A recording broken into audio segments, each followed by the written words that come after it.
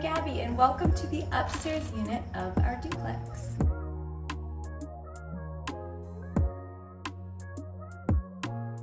Four years ago, my husband and I poured all of our money into this 1950s duplex that some people would consider a teardown. It had the stucco falling off, it had a lot of termite damage, needed new windows, new electrical panels, a new roof. You name it, it needed it. It was falling apart at the seams. Nobody lived up here in the upstairs unit, and somebody had lived downstairs for about 25 years. I knew I wanted to do a fixer-upper, and I knew I wanted to do most of the projects myself and learn as I went. It was a huge undertaking, and looking back, it was a little bit nuts. I was a little crazy for thinking that I was capable, and we got into some debt along the way, but we made it out, and we are here to tell the story. So I'm gonna take you inside and show you around and tell you a little bit about the projects I did up here. When we first bought it, we hired out all the exterior big work like new windows and new stucco and all the big jobs that I couldn't do myself while I started the planning. The plan was to do the bulk of the upstairs first while somebody was living downstairs and get this place ready enough so we could move in. Once we got the bathroom done and the bulk of the kitchen done, I think we had just put the countertops on, but a lot of it wasn't in. We moved in up here while I finished the rest of the work and while the subcontractors did the gut and bulk of the work downstairs. When we finished the upstairs, we started renting out the upstairs to help us pay for the mortgage and moved downstairs while I finished doing the work in there. So both times it was about 50% done when we moved in, and it's been a journey, but I'll show you more about what we did inside. When we first bought this place, the kitchen was separate from the rest. It had a wall and it was falling apart. The tile was falling apart. It was pretty unlivable. The windows you couldn't even see out of. So the first thing we did in this main living space was tear down the walls to the kitchen, make it one big open living space. And right before we moved in, we had the new windows put in and the floors. I had a plumber and an electrician move some things around in the kitchen to get the water and the electric and the gas where I wanted it. And then I designed and ordered everything from IKEA. I used semi-handmade cabinet panels, drawers, and fronts.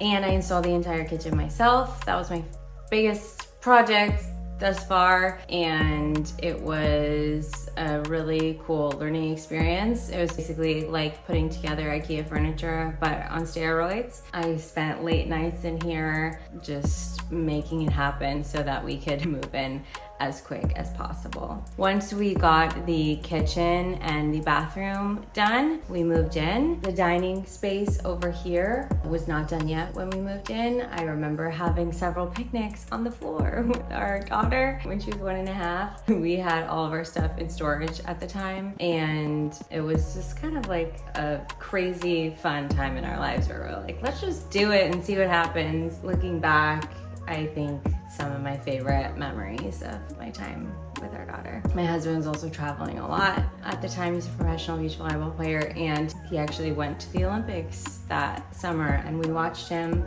from this living room with a TV on the floor, picnicking on the ground because we didn't have any furniture yet. So I have a lot of good memories up here. Anyway, once we moved in, I decided to put in this big window back here because obviously we have the ocean view, and I had this idea of creating a built-in dining nook around it. This is maybe my third built-in that I'd ever done. Now there's things I would have done differently, and I was rushing through the process a lot because I was doing so many things at once, but I'm really proud of it, and I think overall the look of it makes this place feel super cozy and warm, and I love that. It's just crazy, the transformation. When you look at the before and the after, it's pretty out there. In this living area, we put in these 15-foot sliding doors, which obviously opens up the whole space. Before, it was so closed off, and there was one little door out to a balcony. The windows were just like completely old and destroyed and termite rotted, so that was one thing, but just being able to open the doors and get that ocean breeze was super important to me. And then in terms of projects in here, I had seen these electric fireplace surrounds DIY'd a lot, and I thought it was really cool and wanted to try it. This was my first time ever doing drywall. I remember before being so overwhelmed to figure out how to do it because I had no idea, and then I watched some videos and read some blogs, and once I did it, I was like, oh my gosh, I feel like anything is doable. Like if I can do that, I feel like I could do anything. It was really confidence boosting moment for me because I was really nervous before to start, and then once I did it, I was like, okay, if people can do this, why can't I, you know? So that was kind of a big moment for me, building that fireplace surround. I also built the floating bench around it, and I thought it was very advanced that I chose to do the inset moment surrounding the fireplace. I used Roman clay for the first time over that area because that was really trending at the time. So that was really fun to experience working with that, and I just feel like it gives a lot of texture and depth and makes the space feel super elevated and this closet right here was originally a giant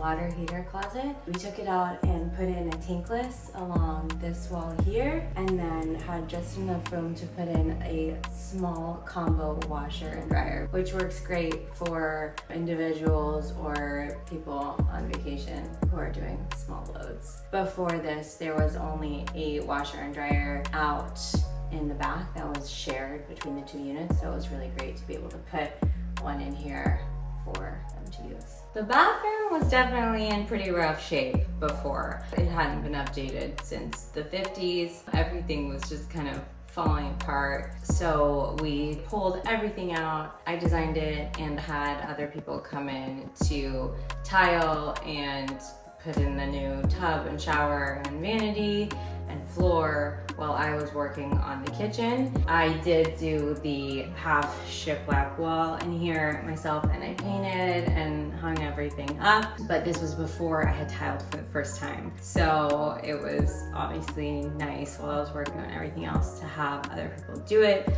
for me, and you know that I was in here watching like a hawk the whole time to try to learn everything I possibly could. My goal with the design on this whole place was to make it feel neutral enough that it could be anyone's taste, but not vanilla and your typical white. So I tried to do a lot of like earthy colors, neutral kind of greens, and colors that you find in nature. That's always what I'm drawn towards. And when I found this tile for the shower, I thought it was just perfect. I love it so much. This room is one of 2 rooms in this unit. It's kind of the second guest bedroom. It was a mess, a disaster when we found it. The door to the balcony literally had holes in it from termites, so we had to pull that out, do all new windows, flooring, and I actually ordered a very inexpensive unfinished door with glass in it for this one. I knew I wanted glass because I wanted the light to come in to make it feel really open, but I also wanted privacy because it's a bedroom, so I got a sticker that has frosted glass and cut it to the window, and I think that really elevates the look of the door, so that's kind of a really fun DIY. And then I put a Dave in here that has a trundle that pulls out, so it can either be 2 twins or a king for renters who need a little extra space. One of the other projects that I worked on right around the time we moved in, some before, some after, was tearing down this hallway built in. I wanted something that was aesthetically pleasing in this space, but could also be used as storage. So I ripped everything out, and this was my first time building shelves in this way, and a door and kind of fixed cabinet. So I was learning as I went. It's not as quality as something that I would build now, but I'm proud of it, and I think it really elevates the space. I just used 1x2s as supports around the sides, and then 3/4 inch plywood on top for the shelves, and then again 1x3s to frame out the cabinet door, and 1x4s for the cabinet door. I had seen something where somebody put rattan material in the middle of the door, and I thought this kind of added a little character and was something fun that I tried, and I still love the look of it. This is the primary bedroom in the unit, and we just put a nice big comfy king bed. I just wanted it to feel super clean and calm and like a little home away from home zen space. I do have a project idea that I want to do in here at some point when we have time between renters. I would love to do another fireplace surround in here and then put like a really comfy sofa chair and make the space on this side with the TV a little bit more finished. We still have the cord hanging down. And I know a lot of rentals have that, but I like to create this elevated, cozy space.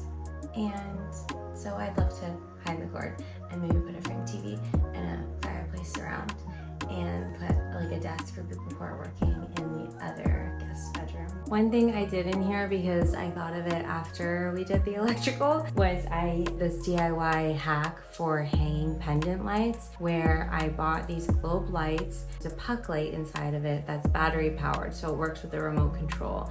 They're not actually hardwired into the ceiling. I just faked it and screwed them in, and it's all battery powered, which is really cool. I love the look that this brings, and it just makes it feel extra warm in the space because of it. Another DIY project I did in all 4 of the bedrooms and the hallway closet is those sliding mirror doors. I think it's so annoying to have to slide the mirror to access one side and then slide it the other way to access the other side. So on top of them just being outdated, they're not super functional, and I'm a huge fan of bifold doors. So I just got these doors on Wayfair. It was super easy, hung the track up top. They were unfinished, and I used a whitewash on the ones up here, and then downstairs I made them a little bit darker. But it's nice to kind of have that flexibility with the color. You can paint them and they work really smoothly for what we need, and I just love the warmth that it brings to the space. So I think it was a really good, affordable solution.